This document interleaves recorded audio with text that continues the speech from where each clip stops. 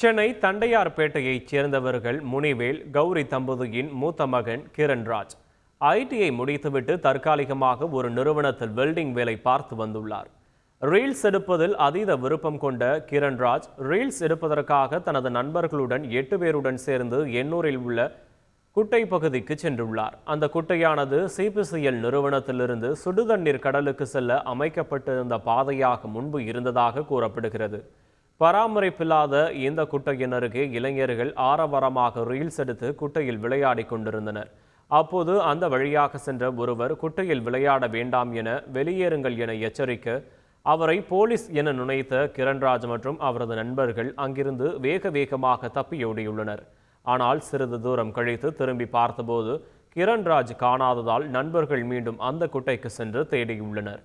அப்போது குட்டையில் கிரண்ராஜ் பரிதாபமாக நீரில் மூழ்கி சடலமாக கிடந்ததைக் கண்டு அதிர்ச்சி அடைந்தனர்.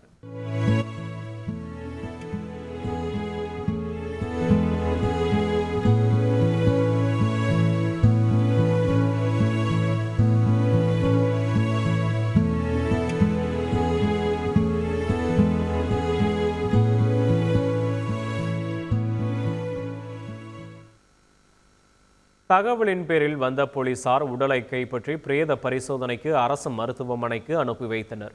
பிரேத பரிசோதனை முடிவடைந்த நிலையில் வீட்டிற்கு உடல் கொண்டு வரப்பட்டது. அப்போது வந்த கிரண்ராஜின் உடலை கண்டு உறவினர்கள் கதறி எழுதது வேதனையை அளித்தது.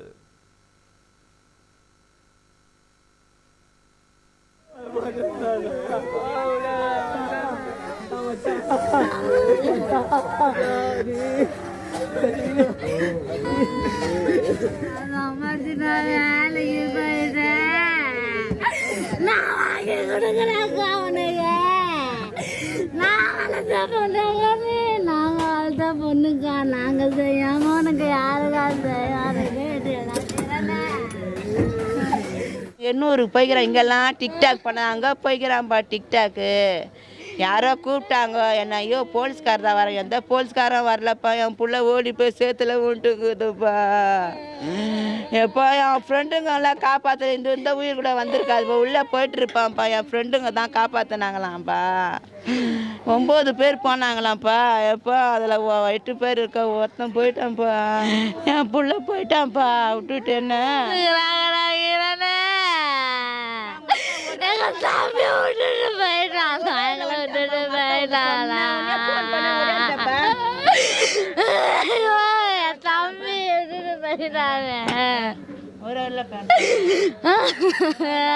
அப்பா தம்பி கிரண நான் உன்னை கூப்பிட்டேனடா, என் கூட வான்னு கூப்பிட்டேனடா, வரலையடா கிரணா.